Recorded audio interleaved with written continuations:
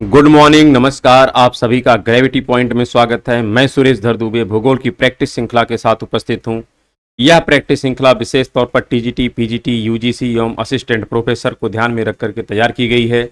आज का episode geomorphology के संबंध में जो कुछ प्रमुख प्रश्न हैं, खास करके देखा जाए जो प्लेट विवर्तनकी से संबंध रखते हैं, उस पर आज डिस्कशन किया जाएगा। चैनल को सब्सक्राइब, लाइक एवं शेयर करने के लिए आप सभी का धन्यवाद। यदि आपने अभी तक चैनल को सब्सक्राइब नहीं किया तो चैनल को सब्सक्राइब करें, लाइक करें एवं प्रमोट करें, जिससे प्रत्येक वीडियो का नोटिफिकेशन आप लोगों तक सबसे पहले पहुंच सके। प्रत्येक वीडियो का पीडीएफ मटेरियल टेलीग्राम चैनल पर उपलब्ध है, उसे आप वहां से डाउनलोड कर सकते हैं, जिसका लिंक नीचे कमेंट बॉक्स में दिया गया है। आज का जो सबसे पहला प्रश्न है, यहाँ पर लिखा है, निम्नलिखित में से कौन से विद्वानगण भूसन्नत संकल्पना से संबंधित हैं। यहाँ पर सिर्फ ये पूछ रहा है कि जो भूसन्नत की संकल्पना है, इसका आप पहली बार मतलब इन दिए गए विकल्पों में किसका संबंध है जिन्होंने भूसन्नति संकल्पना का प्रतिपादन किया है। तो वैसे तो देखा जाए यहाँ पर डेविस का कोई ऐसा संबंध है ही नहीं है, बुलरिज महोदय का भी नहीं है और लैपिकान का भी नहीं है। इसमें जो संबंध है वो हाल एवं दाना का है। किसका है? हाल एवं दाना का है। लेकिन अगर इसके विषय में आपको बृहद जानकारी हो तो कालक्रम में देखिएगा, इसी भूसन्नति के सिद्धांत के आधार पर ही जो पर्वत निर्माण की प्रक्रियाओं का प्रतिपादन किया गया है, चाहे होम्स महोदय के द्वारा किया गया है, चाहे कोबर महोदय के द्वारा किया गया है, ये सब इसी की परिकल्पना के बाद आई है, सिद्धांत आए हैं। इस प्रकार से हम कह सकते हैं भूसन्नति की जो प्रारंभिक विचारधारा है, यह किसके द्वारा दिया गया था? तो हाल एवं दाना के द्वारा दिया गया था। जबकि हाग महोदय ने इस संकल्पना का क्या किया था? इसको और ज्यादा वेरीफाई किया था। अगला प्रश्न है, रिफ्ट घाटी परिणाम है। तो रिफ्ट घाटी किसका परिणाम है? तो आपको स्वाभाविक तौर पर यह स्पष्ट होना चाहिए कि जब भ्रंशन की क्रिया होती है, कौन सी क्रिया होती है? भ्रंशन की क्रिया होती है। तो भ्रंश के परिणाम स्वरूप कुछ भाग ऊपर उठ जाते हैं और कुछ भाग नीचे चले जाते हैं। तो जो भाग नीचे चला जाता है उसे हम कहते हैं रिफ्ट वैली या भ्रंश घाटी, और जो भाग ऊपर रह जाते हैं उसको हम कहते हैं ब्लॉक पर्वत। क्या कहते हैं? ब्लॉक पर्वत। तो इस आधार पर हमारा आंसर हो जाएगा सी। बाकी चाहे समवलन है, चाहे नापे हो, चाहे वलन हो, यह सब एक प्रकार से देखा जाए तो कंप्रेशनल फोर्स के परिणाम हैं। और कंप्रेशनल फोर्स में भी जो संवलन होता है, जब बीच में कठोर संरचना आती है तो संवलन होता है, और उसी का ही परिणाम नापे भी होता है। और बलन होता है कि जब बीच की संरचना कोमल होती है तो उसको हम कहते हैं बलन। इस पर विशेष चर्चा हम लोग जब बल का टॉपिक डिस्कस करेंगे तो वहां पर डिस्कस हो जाएगा। अगला यहाँ पर प्रश्न लिखा है, ग्राबेन उत्पन्न होता है। ग्राबेन अर्थात एक घाटी होती है कि जब कोई ब्लॉक माउंटेन है और ब्लॉक माउंटेन के दोनों तरफ जब घाटी होती है तो इस घाटी को हम कहते हैं ग्राबेन घाटी। क्या कहते हैं? जैसे इधर भी घाटी है, इधर भी घाटी है, तो इस घाटी को हम कह देते हैं ग्राबेन घाटी। क्या कहते हैं? ग्राबेन घाटी। और यह किसके परिणाम स्वरूप उत्पन्न होती है? तो भ्रंशन के ही परिणाम स्वरूप उत्पन्न होती है। तो इस आधार पर इसका भी आंसर हो जाएगा बी। अगला प्रश्न यहां पर लिखा है, सैन एंड्रियास भ्रंश किसका उदाहरण है? जो सैन एंड्रियास भ्रंश है, अगर इसके विषय में आपसे कभी पूछा जाए तो ध्यान रखिएगा, जो यूएस का कैलिफोर्निया स्टेट है, क्या यूएस का जो कैलिफोर्निया स्टेट है, वहीं पर आपको मिलता है सैन एंड्रियास भ्रंश। और यह जो है एक कह सकते हैं अपसारी, यहाँ पर दो किनारा होता है, एक होता है अपसारी, एक होता है अभिसारी, एक होता है समानांतर। तो जो समानांतर किनारा होता है, जिसको हम कह सकते हैं एक प्रकार से संरक्षी प्लेट किनारा, उसी के परिणाम स्वरूप सेंट एंड्रियास भ्रंश का निर्माण हुआ है।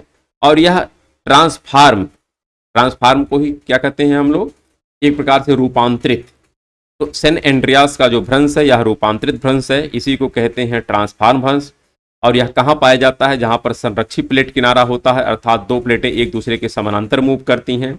और इसी सीमा को हम लोग शियर सीमा भी कहते हैं। क्या कहते हैं? शियर सीमा भी कहते हैं। तो आपको यह स्पष्ट होना चाहिए, जिसका उदाहरण कहाँ पर है आपके सामने? तो कैलिफोर्निया स्टेट के पास मिलता है। अगला प्रश्न यहाँ पर लिखा है, नीचे दो कथन दिए गए हैं और आपको बताना है कि कौन सा इसमें से सही है। पहला कथन लिखा गया है, अभिसरण क्षेत्र वह प्रक्रिया है जिसमें एक प्लेट दूसरे प्लेट के नीचे खिसक जाती है। तो क्या अभिसरण में यह प्रक्रिया होती है कि एक प्लेट दूसरे प्लेट के नीचे खिसकती है? क्या नहीं, ऐसा तो कुछ भी नहीं है, क्योंकि एक प्लेट दूसरे प्लेट के सम्मुख आती है, करीब आती है, और दोनों में कह सकते हैं कंप्रेशनल फोर्स लगता है, दोनों में कह सकते हैं वहां पर संकुचन की प्रक्रियाएं होती हैं। फिर यहाँ पर लिखा है, अभिसरण क्षेत्र के किनारे समुद्र अध स्थल का फैलाव अधिक प्रबल हो जाता है तो यह अपसारी किनारे पर होता है।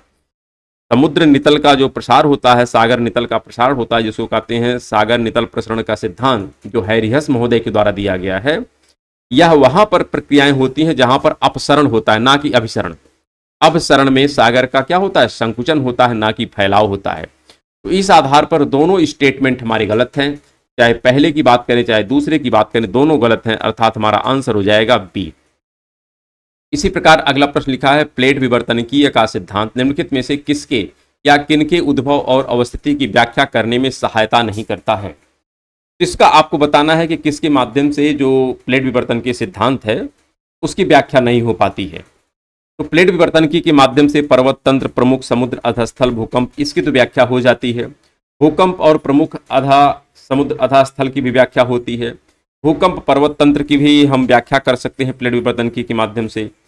भूकंप की भी व्याख्या होती है, लेकिन जो लिखा है समुद्री धारा और जलवायु, तो समुद्री धारा और जलवायु का संबंध कहीं से भी प्लेट विवर्तनिकी से नहीं है।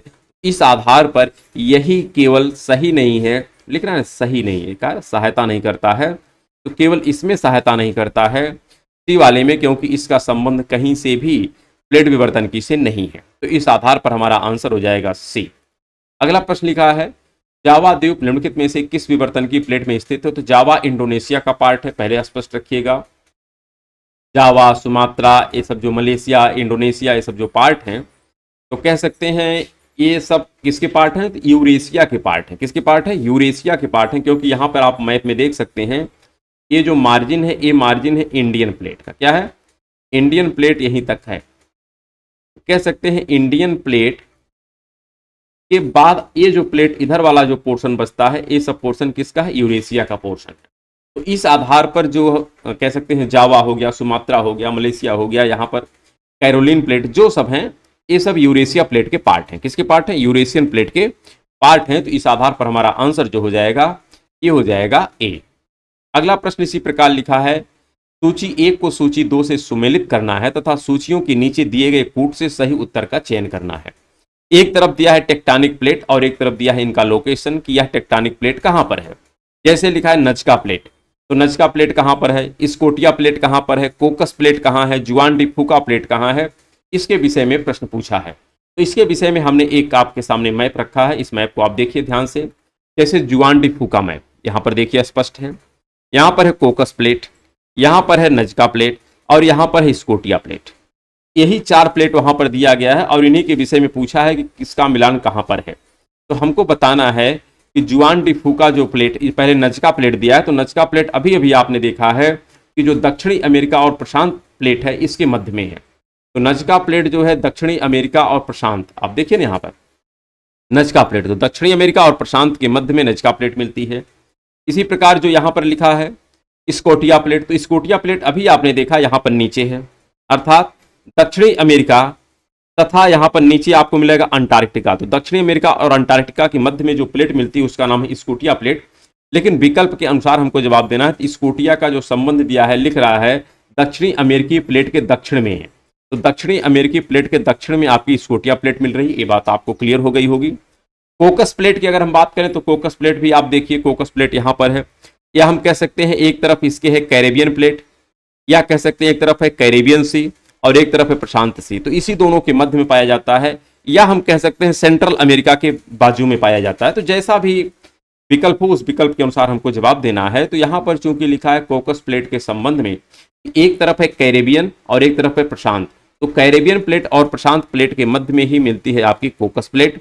इसी प्रकार जो जुआन डी फूका प्लेट की बात कर रहा है, तो जुआन डी फूका प्लेट जो है प्रशांत और उत्तरी अमेरिकी प्लेट के मध्य में है। तो इस आधार पर हम मिलान कर सकते हैं, और मिलान करने के पश्चात आप देख लीजिए यहाँ पर होना चाहिए 2, 3, 1, 4। तो 2, 3, 1, 4 का जो विकल्प है ये आपका डी वाला है, और इस आधार पर हमारा आंसर हो जाएगा डी। यहाँ पर अगला जो प्रश्न लिखा है, एक प्लेट का दूसरी प्लेट के नीचे खिसकने की प्रक्रिया को क्या कहते हैं, तो सबडक्शन कहते हैं। क्या कहते हैं, सबडक्शन कहते हैं, और सबडक्शन को ही हिंदी में कहते हैं अवनयन। क्या कहते हैं, अवनयन। तो यही है सबडक्शन, जब एक प्लेट दूसरी प्लेट के नीचे विस्थापित होती है तो उस प्रक्रिया को कहते हैं सबडक्शन या अवनयन। अभिसरण का तात्पर्य होता है कि जब 2 प्लेटें एक दूसरे के पास आते हैं तो उसको कहते हैं अभिसरण। अगला यहां पर लिखा है प्रश्न, भू अभिनत को चारों ओर से घेरने वाले दृढ़ भूखंड को कोबर महोदय ने क्या नाम दिया है? तो उसको इन्होंने जो नाम दिया है वो है क्राइटोजन। क्या है? क्राइटोजन। इसी प्रकार ओरोजन है, प्राइमर्फ है, और प्राइमर्फ तो इसका संबंध नहीं है, प्राइमर्फ का संबंध हम कह सकते हैं एक प्रकार से जब डेविस और पेंक महोदय का संबंध आता है तो पेंक महोदय ने ही कहीं न कहीं इस प्राइमर्फ की बात किए हैं, तो यह यहाँ पे संबंध नहीं। लेकिन हाँ, ओरोजन है, फ्रेसनबर्ग है, क्राइटोजन है, इन सब का संबंध कहीं ना कहीं देखा जाए तो कोबर महोदय ने ही डिस्क्राइब किया है, और जिसका संबंध किसी भी ओरोजनी से जब पर्वत की संरचना की उत्पत्ति होती है उसी के संबंध में इन्होंने व्याख्यायित किया है। तो इन्होंने 4 टर्म दिया है, एक टर्म है क्राइटोजन, एक टर्म है ओरोजन, और एक टर्म है श्वासेनबर्ग, और एक टर्म है रैंडकेटन। क्या है? रैंडकेटन। अगर उसके विषय में हम थोड़ा सा यहाँ पर बताएं, चूंकि मैप उस हिसाब से हमने लिया नहीं है, लेकिन फिर भी अगर हम बताने का प्रयास करें तो इसका तात्पर्य जैसे भारत के केस में अगर हम ले लें तो यहाँ पर जैसे प्रारंभ में क्या था, प्रारंभ में यहाँ पर था टेथिस भूसन्नति थी, और वही टेथिस भूसन्नति आज भी आपका यह मिडिल जो भूमध्य सागर है ये है। तो क्या होता है कि जब कोई भी भूसन्नति, जैसे मान लेते यह एक भूसन्नति है, तो इस भूसन्नति के चारों तरफ का जो घिरा हुआ क्षेत्र, जैसे इधर का ए वाला पार्ट पूरा कंप्लीट और इधर का ए वाला पार्ट जो पूरा कंप्लीट है, इसको कहते हैं रैंडकेटन। अरे क्या कहते हैं इसको? क्राइटोजन। अर्थात फोरलैंड होता है, अग्रभाग होगा, जो उस बेसिन के, जिसको जो ओरोजनी कहते हैं, जो भूसन्नति है, भूसन्नति जो चारों तरफ से स्थल भाग से घिरी होती है, तो जो वही स्थल भाग है उसी को कहते हैं क्राइटोजन, या उसी को कहते हैं फोरलैंड। और इसके पश्चात जो यहाँ पर बीच का पार्ट है इसी को हम ओरोजनी कहते हैं। क्या कहते हैं? ओरोजनी कहते हैं। फिर यहाँ पर है एक पार्ट जिसको कहते हैं श्वासेनबर्ग। श्वासेनबर्ग का तात्पर्य होता है कि मिडिल मास होता है। मिडिल मास का तात्पर्य होता है कि जो अप्रभावित क्षेत्र होता है, अर्थात जब अभिसरण की प्रक्रिया होती है तो अभिसरण की प्रक्रिया के परिणाम स्वरूप जो भाग अप्रभावित रह जाता है तो उसको हम कहते हैं श्वासेनबर्ग। जैसे यहाँ पर भारत के केस में है, तो जब यहाँ पर अभिसरण की क्रिया हुई तो एक तरफ हिमालय बन गया और एक तरफ आप देखेंगे कुनलुन पर्वत बना है, लेकिन बीच का जो भाग है तिब्बत का पठार यहाँ प्रभावित रहा है, तो जो अप्रभावित क्षेत्र है इसी को कहते हैं श्वासेनबर्ग। तो इस आधार पर आपको ध्यान रखना है। और रैंडकेटन क्या होता है कि जो इस कह सकते हैं फोरलैंड होता है, फोरलैंड का जो पश्चिम भाग होता है उसी को कहते हैं रैंडकेटन। क्या कहते हैं? रैंडकेटन। तो यहाँ पर जो हमारा आंसर हो जाएगा, दृढ़ भूखंड को कोबर महोदय ने क्या कहा है, जो चारों तरफ से भू अभिनत को घेरे हुए रहता है उसको कहते हैं क्राइटोजन। क्या कहते हैं? क्राइटोजन। श्वासेनबर्ग मिड मास होता है, और ओरोजन अर्थात जहां से पर्वत की उत्पत्ति होती है उसको हम ओरोजन कहते हैं। इसी प्रकार अगला प्रश्न यहाँ पर लिखा है, भारतीय प्लेट एवं यूरोपीय प्लेट के मध्य हिमालय पर्वत में निम्नलिखित में से कौन प्लेट सीमा स्थित है? तो यहाँ पर देखिए यूरोपीय प्लेट लिखे हैं, लेकिन वास्तव में यहाँ पर यूरोपीय प्लेट तो है नहीं, जैसा आपको स्पष्ट होगा। यहाँ पर यूरेशिया प्लेट है। यूरेशिया प्लेट और भारतीय प्लेट के मध्य में जहाँ पर टक्कर होती है, अर्थात जहाँ पर हिमालय है, यह किस प्रकार की प्लेट सीमा है, इसके विषय में प्रश्न पूछा है। तो प्लेट सीमाएं 3 प्रकार की होती हैं। एक होता है महासागरीय अभिसरण, एक होता है महासागरीय महाद्वीपीय अभिसरण, एक होता है महाद्वीपीय अभिसरण। तो अगर हम बात करें यहाँ पीछे वाले में ही देख लीजिए, तो जैसे यहाँ पर आप देखिए यह प्लेट का जो किनारा है यह महाद्वीपी है, और इधर जो पैसिफिक का किनारा है यह आपका महासागरी और इधर का महाद्वीपी। तो महाद्वीपी महासागरी एक किनारा है पूरा, यहाँ पर एक तरफ हो जाता है आपका महाद्वीप, एक तरफ होता है महासागर।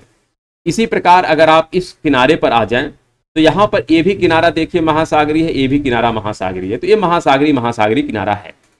लेकिन अगर आप यहाँ पर आते हैं जो हिमालय वाला क्षेत्र है, तो दोनों तरफ देखिए इस भी प्लेट का जो इंडियन प्लेट का ए वाला पोर्शन है यह भी महाद्वीपी है, और यूरेशिया प्लेट का ए भी पार्ट जो है यह भी महाद्वीपी है। इस आधार पर जो हमारा आंसर होना चाहिए वो आंसर हो जाएगा महाद्वीपी अभिसरी किनारा, या महाद्वीपी अभिसरण यहाँ पर मार्जिन है, जिसके आधार पर हम कह सकते हैं हिमालय की उत्पत्ति हुई है। तो इस आधार पर हमारा जो आंसर हो जाएगा वह आंसर हो जाएगा डी। अगला प्रश्न लिखा है, निम्नलिखित पदों में से किस एक का संबंध प्लेट विवर्तन के सिद्धांत से नहीं है? अर्थात सबका संबंध प्लेट विवर्तन की से है, सिर्फ एक का संबंध प्लेट विवर्तन की से नहीं है, और वही बताना है कि किसका संबंध प्लेट विवर्तन की से नहीं है। तो जैसा आपको पता है कि जो उत्प्लावकता का बल है जिसको हम ज्वारीय बल कहते हैं, उत्प्लावकता का बल का ही तात्पर्य क्या होता है? ज्वारीय बल। और ज्वारीय बल की या उत्प्लावकता बल की जो संकल्पना का प्रतिपादन किए हैं यह वैगनर महोदय ने किया है और अपने सिद्धांत को प्रतिपादित करने के लिए कि किस प्रकार से महाद्वीपों का विस्थापन हुआ है। तो इसका कहीं से भी संबंध प्लेट विवर्तन की से नहीं है। इसके अतिरिक्त जितने भी विकल्प दिए गए हैं, चाहे चुंबकीय विसंगति हो, चाहे सागर नितल प्रेषण सिद्धांत हो, चाहे प्रत्यावर्तन का सिद्धांत हो, ये सभी सिद्धांत प्लेट विवर्तन के सिद्धांत से संबंध रखते हैं। तो इस आधार पर इस प्रश्न का आंसर जो हो जाएगा बी हो जाएगा। अगला प्रश्न यहां पर लिखा है, जो भाग जितना बड़ा होगा उसका घनत्व उतना ही कम होगा तथा जो भाग जितना कम होगा उसका घनत्व उतना ही अधिक होगा। यह सिद्धांत किसने दिया है? तो प्राट महोदय ने दिया है। प्राट महोदय ने यह कहा है कि कह सकते हैं असमान घनत्व, यहां देखिए प्राट महोदय ने क्या कहा है कि विभिन्न ऊंचाई के जो स्तंभ होते हैं यह समान गहराई में प्रवेश करके संतुलन की अवस्था को प्राप्त करते हैं। ऐसा किसने कहा है? प्राट महोदय ने कहा है। किसने कहा है? प्राट महोदय ने कहा है। तो यहां पर इनका संबंध यही था कि जो बड़े स्तंभ हैं इसका डेंसिटी कम होती है और जो छोटे स्तंभ होते हैं इनकी डेंसिटी कम होती है, इसलिए सबका नेट वेट इक्विवेलेंट होता है और एक समान रेखा पर जाकर के या छतपूर्ति रेखा पर या छतपूर्ति तल पर यह संतुलन की अवस्था को प्राप्त करते हैं। तो जो संतुलन की अवस्था जिसको कहते हैं समस्थितिकीय संतुलन, तो समस्थितिकीय संतुलन में ही प्राट हैं, एयरी हैं, होम्स हैं, बोबी हैं, जोली हैं, हिस्कानन है, इन सब ने अपना अपना सिद्धांत दिया है, मत दिया है। और उसी मत में प्राट महोदय ने यह मत दिया है कि जो स्थलखंड जितना बड़ा होगा उसकी डेंसिटी उतनी कम होगी और जो भाग जितना छोटा होगा उसकी डेंसिटी उतनी अधिक होगी। इसलिए इनके द्वारा लगाया गया जो बल है छतपूर्ति तल पर वह एक समान होगा। इसलिए असमान घनत्व वाले जो स्तंभ है यह समान गहराई में प्रवेश करके संतुलन की अवस्था को प्राप्त करते हैं। यह प्राट महोदय ने ही बताया है। किसने बताया है? प्राट महोदय ने बताया है। जबकि एयरी महोदय ने कहा है कि सबका घनत्व समान होता है लेकिन असमान गहराई में प्रवेश करके यह संतुलन की अवस्था को प्राप्त करते हैं। टटन महोदय जो थे इन्होंने सबसे पहले संतुलन की अवस्था के शब्द का प्रतिपादन किया है। तो संतुलन शब्दावली का जो समस्थितिकी शब्दावली है, कौन सी शब्दावली है? तो समस्थितिकी की जो शब्दावली है सबसे पहले किसने दिया है? तो टटन महोदय ने ही दिया है। तो ये सब तथ्य है जिसके विषय में हम लोगों को जानकारी होना चाहिए। बाकी हैफोर्ड और बॉबी महोदय जो थे यह प्राट का समर्थन करते हैं और जोली महोदय जो हैं यह एरी का समर्थन करते हैं। तो इन तथ्यों को ध्यान रखिएगा। टटन महोदय ने समस्थितिकी शब्द दिया है। प्राट महोदय ने पहले सिद्धांत दिया कि असमान घनत्व और समान गहराई। एरी महोदय ने कहा समान घनत्व असमान गहराई। हैफोर्ड और बोबी ने प्राट का समर्थन किया, जोली ने एरी का समर्थन किया। तो इन सब तथ्यों को ध्यान रखिएगा क्योंकि यहां से प्रश्न पूछे जाते हैं। तो इस पर्टिकुलर प्रश्न का जो आंसर है वह तो ए होगा। अगला प्रश्न लिखा है, निम्नलिखित में से कौन से पुराने बलित पर्वत हैं? तो यहां पर हमको बताना है कि कौन सा पुराना बलित पर्वत है। तो चाहे रॉकीज हो, एंडीज हो या हिमालय हो, ये सब नवीन बलित पर्वत हैं और अल्पाइन युग के हैं। किस कब के हैं? अल्पाइन युग के हैं, अर्थात सिनोजोइक कालखंड के हैं। लेकिन जो अरावली आपकी संरचना है या कह सकते हैं पुरानी बलित पर्वत संरचना है, तो इस आधार पर यही हमारा आंसर हो जाएगा सी। इसी प्रकार अगला प्रश्न लिखा है, निम्नलिखित में से कौन सा ज्वालामुखी पर्वत नहीं है? इसका तात्पर्य है कि सब ज्वालामुखी हैं, सिर्फ एक ऐसा पर्वत है जो ज्वालामुखी नहीं है और उसी का चयन करना है कि जो ज्वालामुखी नहीं है। तो यहां पर जो माउंट सियरा नेवादा है, क्या जो माउंट सियरा नेवादा है यह एक ब्लैक माउंटेन है। कैसा माउंटेन है? यह ब्लैक माउंटेन है और कहां पर है? कैलिफोर्निया स्टेट के पास पाया जाता है।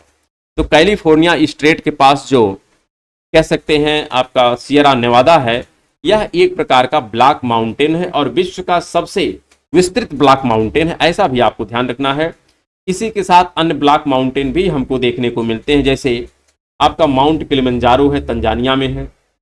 फिर अगर हम बात करें, देखिए थोड़ा किलिमंजारो जो है यह एक प्रकार से ज्वालामुखी पर्वत है, तंजानिया में है। और माउंट मेयान जो है यह भी एक ज्वालामुखी पर्वत है और फिलीपींस में है। और फ्यूजियामा जो है यह भी ज्वालामुखी पर्वत है और कहाँ पर है? तो जापान में है। हम अगर बात करें ब्लैक माउंटेन कहाँ कहाँ पर अन्य पाए जाते हैं, तो बासजेस पर्वत है और कहाँ पर है? तो यूरोप में है। ब्लैक फॉरेस्ट भी कहाँ पर है? यूरोप में है। इसी प्रकार जो साल्ट रेंज है वो भी एक ब्लैक माउंटेन है और कहाँ पर है? तो साल्ट रेंज आपकी पाकिस्तान में है। अगर भारत की बात करें तो भारत में सतपुड़ा की रेंज है और ये भी ब्लैक माउंटेन है। तो लेकिन ब्लैक माउंटेन का जो सबसे बेहतर उदाहरण, सबसे बढ़िया उदाहरण और सबसे विस्तृत है वो सियरा नेवादा है और कहाँ पर है? तो कैलिफोर्निया स्टेट में पाया जाता है। तो यहाँ पर आप अगले प्रश्न को देख सकते हैं। अच्छा, इसका आंसर तो हो जाएगा डी। हाँ, कोई दिक्कत नहीं। अगला प्रश्न यहाँ है, निम्नलिखित में से कौन सा भ्रंशोत्थ पर्वत है? तो बताना है कौन सा भ्रंशोत्थ पर्वत है। तो आपको स्पष्ट रखना है कि जो इतने ऑप्शन दिए गए हैं इसमें कौन सा भ्रंश है। तो आल्प्स पर्वत क्या भ्रंश है? नहीं। आल्प्स पर्वत की अगर आप संरचना देखेंगे तो यहाँ पर आल्प्स पर्वत है, और आल्प्स पर्वत जो है एक प्रकार का मोड़दार पर्वत है। इसी प्रकार जो यूराल पर्वत है यह भी एक प्रकार से मोड़दार पर्वत है। कैसा पर्वत है? मोड़दार पर्वत है। और अपलेशियन जो यहाँ पर पाया जाता है, यहाँ पर यह भी एक प्रकार से मोड़दार पर्वत के ही दायरे में आता है। लेकिन जो वासजेस पर्वत है, कौन सा पर्वत? वासजेस पर्वत। ये वासजेस जो पर्वत है, यहाँ पर दो मिलता है पर्वत आपको यूरोपियन कंट्रीज में, एक वासजेस पर्वत है और एक आपको मिलता है यहाँ पर ब्लैक फॉरेस्ट। तो दो है, वासजेस और ब्लैक फॉरेस्ट, और इन्हीं दोनों के मध्य में एक नदी बहती है जिसका नाम है राइन नदी। क्या नाम है? राइन नदी। तो ब्लैक फॉरेस्ट और जो वाजेस पर्वत है यह यूरोप में ही पाया जाता है, और इसके मध्य में जो नदी बहती है उसका नाम है राइन। तो जो इधर वाली संरचना है इसको कहते हैं वासजेस, जो इधर वाली संरचना इसको कहते हैं ब्लैक फॉरेस्ट। तो इन तथ्यों को भी ध्यान रखिएगा, और इस आधार पर जो हमारा आंसर है वह आंसर हो जाएगा डी, क्योंकि वासजेस ही एक प्रकार का ब्लैक पर्वत है, अर्थात भ्रंशोत्थ पर्वत है। अगला प्रश्न लिखा है, निम्न में से कौन सा नवीन बलित पर्वत का उदाहरण नहीं है? तो बताना है नवीन बलित पर्वत का कौन सा उदाहरण नहीं है, अर्थात सभी यहाँ पर नवीन बलित पर्वत है, सिर्फ एक ऐसा पर्वत है जो नवीन बलित पर्वत नहीं है। हिमालय आपको पता ही होगा, एंडीज मतलब अल्पाइन काल का है, एंडीज भी अल्पाइन काल का है, आल्प्स भी अल्पाइन काल का है, लेकिन अपलेशियन जो है जो आपका यहाँ पर पाया जाता है यह कहीं से भी अल्पाइन काल का नहीं है, यह पुरानी संरचना है। शेष अगर हम हिमालय की बात करें जो यहाँ पर विस्तृत है, एंडीज की बात करें तो यहाँ पर विस्तृत आपको पूरा मिलता है, और अगर हम आल्प्स की बात करें तो यहाँ पर विस्तृत मिलता है। और ये सब जो संरचनाएं हैं यह कैसी हैं? नवीन है। सिर्फ आल्प्स यहाँ पर अपलेशियन जो है यह कैसी है? तो प्राचीन संरचना है। तो इस आधार पर हमारा आंसर हो जाएगा सी। अगला प्रश्न यहाँ पर लिखा है, अपसारी सीमा का एक उदाहरण नहीं है। तो बताना है कि कौन सा उदाहरण जो है अपसारी सीमा का नहीं है, अर्थात सभी जो सीमाएं हैं अपसारी हैं। अपसारी का तात्पर्य होता है कि जहां से दो प्लेटें एक दूसरे से दूर जाती हैं। जैसे आप ये देखिए, मध्य महासागरीय जो कटक होते हैं, चाहे वह अटलांटिक का हो, चाहे वह प्रशांत का हो, चाहे वह हिंद का हो, ये सब जो किनारे होते हैं ये सब अपसारी किनारे होते हैं। तो यहाँ पर बताना है कौन सा अपसारी किनारा नहीं है, अर्थात इंडियन प्लेट और अंटार्कटिका प्लेट। तो आप देखिए, इधर इंडियन प्लेट है, इधर अंटार्कटिका है, तो दोनों के मध्य में जो किनारा है अपसारी है। फिर लिखा है नजका एवं प्रशांत। तो नजका प्लेट यहाँ पर है और प्रशांत प्लेट यहाँ पर है। प्रशांत यहाँ पे है ना, तो प्रशांत और नजका प्लेट के विषय में दिया है। फिर लिखा है मध्य अटलांटिक कटक। तो मध्य अटलांटिक कटक भी तो आप देखिए, एक प्लेट इधर जा रही है तो एक प्लेट इधर जा रही है। फिर लिखा प्रशांत महासागरीय प्लेट एवं फिलीपींस प्लेट के बीच। तो यहाँ देखिए आप, ये है प्रशांत प्लेट और ये है फिलीपींस प्लेट। तो यहाँ पर आपको बताना है कि किस प्लेट के मध्य में अभिसरण हो रहा है। क्या हो रहा है? अभिसरण हो रहा है, ना कि अपसरण। तो ध्यान रखिएगा, जो अभिसरण की क्रिया होती है वो यहीं पे होती है। कहाँ पर होती है? यहाँ पर।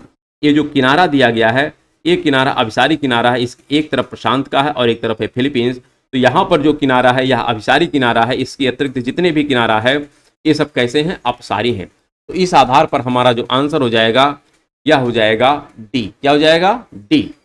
अगला प्रश्न यहाँ पर लिखा है, निम्नलिखित में से किसकी गति न्यूनतम है? बताना है किसकी गति न्यूनतम है, अर्थात इन प्लेटों में एक ऐसी प्लेट है जिसकी गति सबसे कम है और उसी को हमको बताना है। तो जो आर्कटिक वाली प्लेट है, कौन सी? आर्कटिक वाली प्लेट है, इसकी गति सबसे कम है। बाकी अगर हम अन्य प्लेटों की बात करें तो अन्य प्लेटों की जो गति है यह ज़्यादा है तुलनात्मक तौर पर, और इस आधार पर जो हमारा आंसर हो जाएगा यह आंसर हो जाएगा, कह सकते हैं बी। क्या हो जाएगा? बी। अगला प्रश्न लिखा है, छोटी प्लेट कैरोलिन प्लेट है और यह कहाँ पर उपस्थित है इसके विषय में पूछ रहा है। तो यहाँ पर आप पहले मैप को अगर हम दिखाना चाहें तो बैक आ जाते हैं। यहाँ पर देखिए, जो यहाँ पर आप देखेंगे एक तरफ मिलती है फिलीपींस की प्लेट। क्या मिलती है यहाँ पर? यहाँ मिलती है फिलीपींस की प्लेट और ये है इंडियन प्लेट।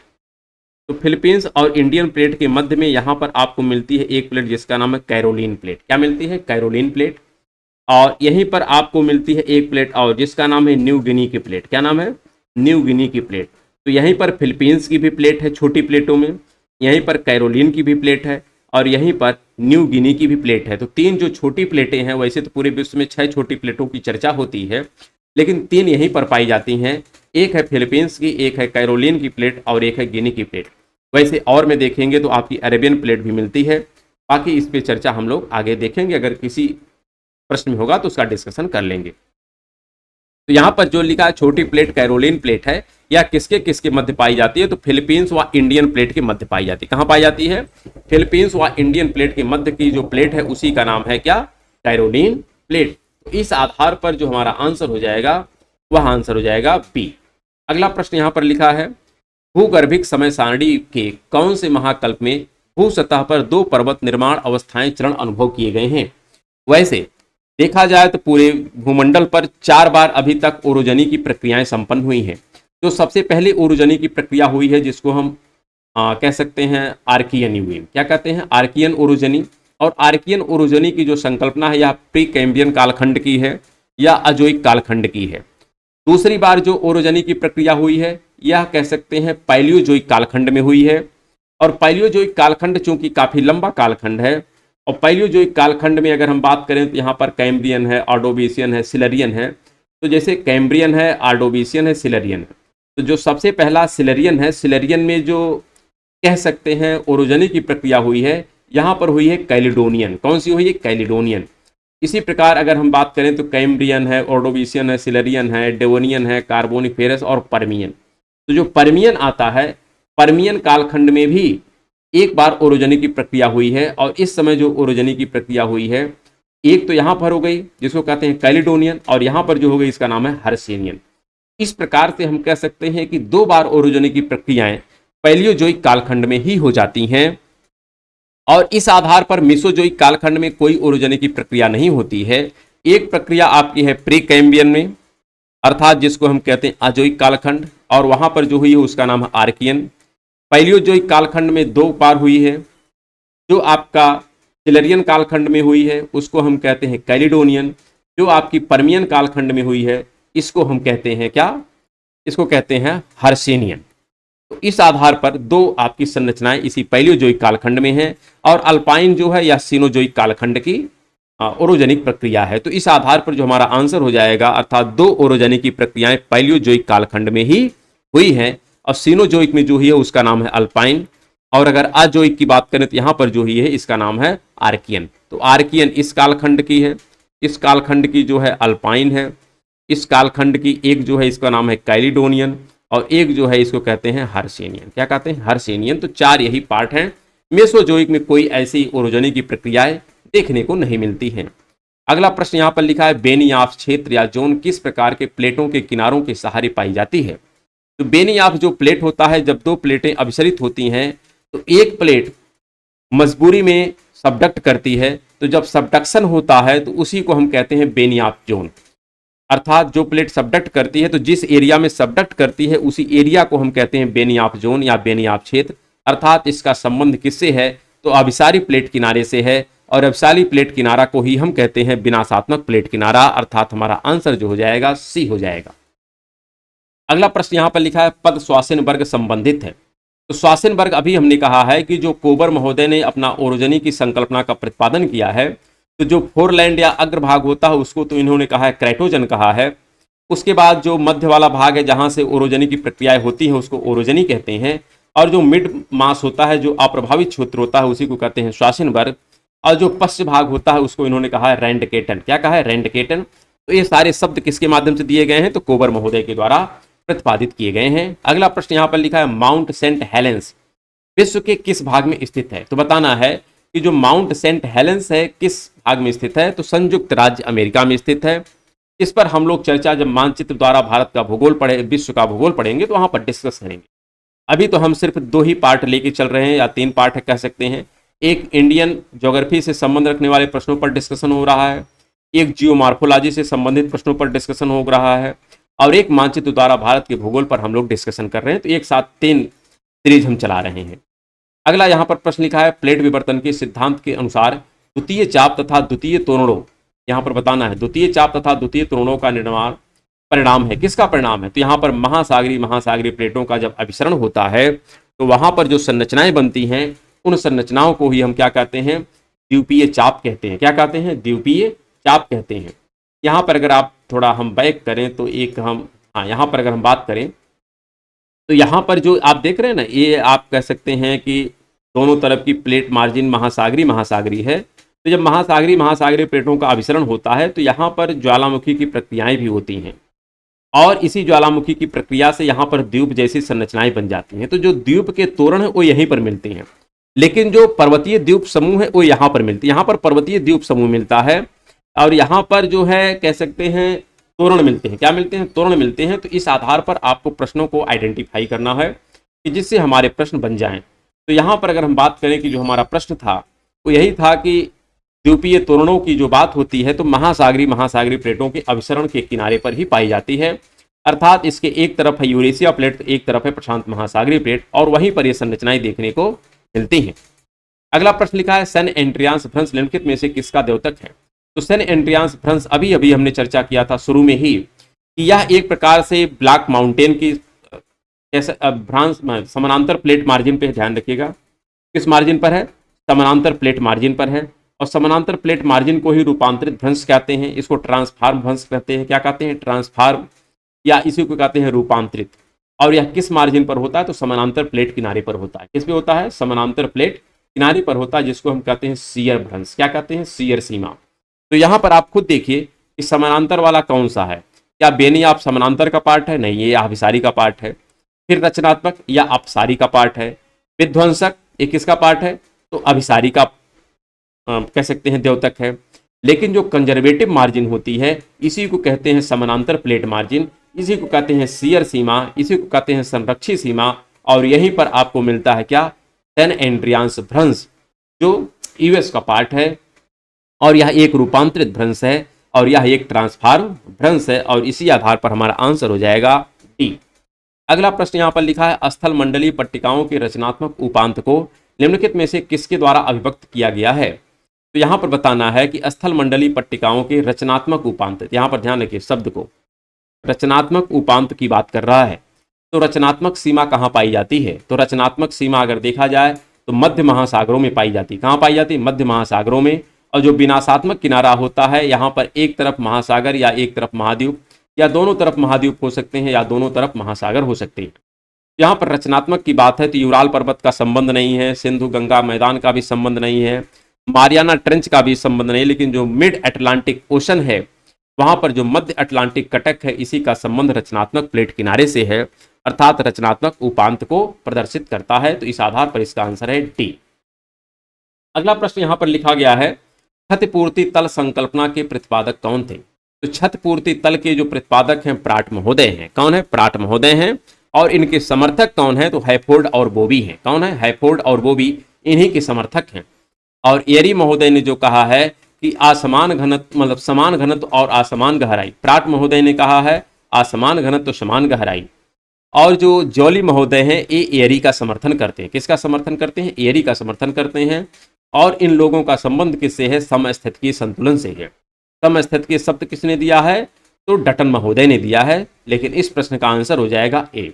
अगला प्रश्न लिखा है निम्नलिखित में से कौन सी दुनिया की प्रमुख महाद्वीपीय प्लेट नहीं है। तो यहाँ पर बताना है प्रमुख प्लेट। प्रमुख मतलब होता है 7 बड़ी प्लेटें हैं और 6 छोटी प्लेटें हैं। ऐसा डिस्क्रिप्शन यूएस भूगोलवेत्ताओं के द्वारा प्रतिपादित किया गया जो सर्वमान्य है और सबसे ज़्यादा इसी का प्रमाण माना जाता है। तो यहाँ पर 7 बड़ी प्लेटों में एक है उत्तरी अमेरिका की प्लेट, एक है दक्षिणी अमेरिका की प्लेट, एक है अफ्रीका की प्लेट, एक है यूरेशिया की प्लेट, एक है इंडियन प्लेट, और एक आपकी है प्रशांत महासागरीय प्लेट। और इस प्रकार से 7 प्लेटें हैं जिसको हम बड़ी प्लेट मानते हैं। यहाँ पर पूछ रहा है कि कौन सी प्रमुख बड़ी प्लेट नहीं है, यही पूछ रहा है। तो इसका तात्पर्य जो छोटी प्लेट है उसी को बताना। तो जो अरेबियन प्लेट है यह कैसी प्लेट है, तो यह छोटी प्लेट है। कैसी प्लेट है, छोटी प्लेट है। तो इस आधार पर अगर हम प्रश्न की बात करें और उत्तर की बात करें तो हमारा डी आंसर सही हो जाएगा। बाकी अंटार्कटिका के आसपास भी बड़ी प्लेट है, दक्षिणी अमेरिका भी बड़ी प्लेट है, उत्तरी अमेरिका भी बड़ी प्लेट है। अगला प्रश्न यहाँ पर लिखा है संयुक्त राज्य अमेरिका का सियरा नेवादा पर्वत किसका उदाहरण है।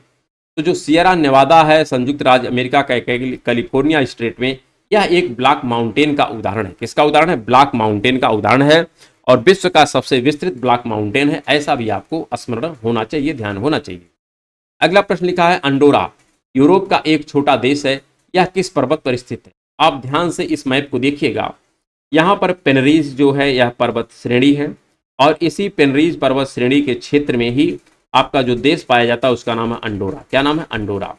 और इसके दो तरफ दो देश हैं, एक तरफ आपको मिलता है फ्रांस और एक तरफ मिलता है स्पेन। तो फ्रांस और स्पेन के मध्य में आपका पेनरीज पर्वत है, जो इन दोनों के मध्य में प्राकृतिक सीमा बनाता है। पेनरीज क्या है? फ्रांस और स्पेन के मध्य में प्राकृतिक सीमा बनाता है, और इसी पेनरीज माउंटेन पर आपको मिलता है अंडोरा देश, जो एक लैंडलॉक कंट्री है। कैसा कंट्री है? लैंडलॉक कंट्री है। और इस आधार पर इस पर्टिकुलर प्रश्न का आंसर हो जाएगा ए। अगला प्रश्न लिखा है नजका प्लेट स्थित है। तो नजका प्लेट अभी अभी हमने प्रारंभ में ही डिस्कस कर लिया कि जो दक्षिणी अमेरिका है, दक्षिणी अमेरिका के पूर्व में स्थित है आपका नजका प्लेट। कहां पर है? दक्षिणी अमेरिका के पूर्व भाग में स्थित है आपका नजका प्लेट। अर्थात इस प्रश्न का आंसर जो हो जाएगा यह आपका कौन सा हो जाएगा? बी हो जाएगा। अगला प्रश्न यहां पर लिखा है नजका प्लेट। अच्छा, यहां पर आप देख लीजिए नजका प्लेट कहां पर? दक्षिणी अमेरिका के। तो यहां पर क्या लिखा? दक्षिणी अमेरिका के पूर्व में। पूर्व में नहीं है, थोड़ा यहां पर होता है दक्षिणी अमेरिका के पश्चिम में है। कहां पर है? पश्चिम में है, पूर्व में नहीं है। गलत हो जाता अभी, क्योंकि आप यहां देख सकते हैं यह दक्षिणी अमेरिका अगर है तो दक्षिणी अमेरिका का यह भाग पूर्व है और यह भाग पश्चिम है, तो पश्चिम में है। फिर लिखा नजका प्लेट किस दिशा में गमन करती है? तो नजका प्लेट का ही देखिए गमन है। नजका प्लेट जो मूव करती है यह पूर्व दिशा में गमन करती है। किस दिशा में मूव करती है? पूर्व में। जबकि कोकस प्लेट जो है किस दिशा में मूव करती है? पश्चिम दिशा में मूव करती है। तो कभी काल यहां से भी प्रश्न पूछा जाता है कि कौन किस दिशा में मूव करता है। तो आप इस मैप को ध्यान से देखिएगा, और एटलस में वैसे सभी प्लेटों के विषय में और सभी प्लेटों का जो मूवमेंट है वो स्पष्ट तरीके से दिखाया गया है, और यह इमेज भी उसी एटलस का ही है, तो आप इसको वहां से देख सकते हैं। तो यह पूर्व दिशा में गमन करती है। किस दिशा में गमन करती है? तो पूर्व दिशा में गमन करती है। अर्थात इसका आंसर हो जाएगा सी। अगला प्रश्न लिखा है निम्नलिखित में से कौन सी प्लेट दक्षिणी अमेरिकी प्लेट के साथ एंडीज पर्वतों के निर्माण हेतु उत्तरदायी है? एंडीज पर्वत कहां पर है? तो एंडीज पर्वत आप देखिए यहां पर ए है एंडीज पर्वत, रॉकीज आपका यहां पर। तो एंडीज का जो संबंध है यह किसके किसके है? एक तरफ आपकी दक्षिणी अमेरिका की प्लेट मिलती है और एक तरफ आपकी प्रशांत, और प्रशांत के साथ साथ नजका प्लेट मिलती है। तो प्रश्न के अनुसार जवाब देना है और विकल्प के अनुसार हमको चयन करना है। तो विकल्प में जो लिखा है तो नजका प्लेट, तो भाई कैरेबियन प्लेट का यहाँ तो कोई संबंध नहीं है, कोकस प्लेट का भी यहाँ पर कोई संबंध नहीं है, स्कोटिया का भी यहाँ पर कोई संबंध नहीं है। अगर संबंध किसी का है तो वह है कोकस नजका प्लेट का। किसका संबंध है? नजका प्लेट का। अर्थात हमारा आंसर जो हो जाएगा वो हो जाएगा बी। अगला प्रश्न लिखा है दो समानांतर भ्रंशों के बीच धंसे हुए भाग को हम क्या कहते हैं? तो जब दो समानांतर भ्रंश है और इसके बीच कोई भाग धंस जाता है तो उसको हम कहते हैं भ्रंश घाटी। क्या कहते हैं? भ्रंश घाटी कहते हैं। और भ्रंश घाटी में ही ब्रह्मपुत्रा नदी, नर्मदा नदी, तापी नदी सब बहती है। और राइन नदी जो आपकी यूरोप की है, जिसके एक तरफ वासजेस पर्वत है और एक तरफ ब्लैक माउंटेन है, अरे ब्लैक फॉरेस्ट है, तो इन दोनों के मध्य में राइन नदी बहती है, वो भी एक भ्रंश घाटी ही है। यहां पर है अगला प्रश्न, विश्व की सबसे लंबी रिफ्ट घाटी कौन सी है? विश्व की जो सबसे लंबी रिफ्ट घाटी है वो जॉर्डन की है। कौन सी है? जॉर्डन नदी की है। यहां पर है, तो ये है आपका एशिया का पार्ट, और यह विश्व की सबसे लंबी रिफ्ट घाटी है जॉर्डन नदी की घाटी। कौन सी है? जॉर्डन नदी की घाटी। तो इस आधार को आपको ध्यान रखिएगा, इसका आंसर हो जाएगा सी। और देखा जाए तो इसी के साथ आज का जो हम एपिसोड है, जिसके अंतर्गत कुछ प्रमुख प्लेट विवर्तनकी से संबंध रखने वाले तथ्यों को ध्यान में रख करके प्रश्नों को हम लोग बनाने का प्रयास किए हैं। कल हम लोग पुनः इसी कह सकते हैं प्लेट विवर्तनकी से संबंध रखने वाले प्रश्नों को पुनः डिस्कशन करेंगे। तो फिर मिलते हैं अब कल के क्लास में, तब तक के लिए नमस्कार।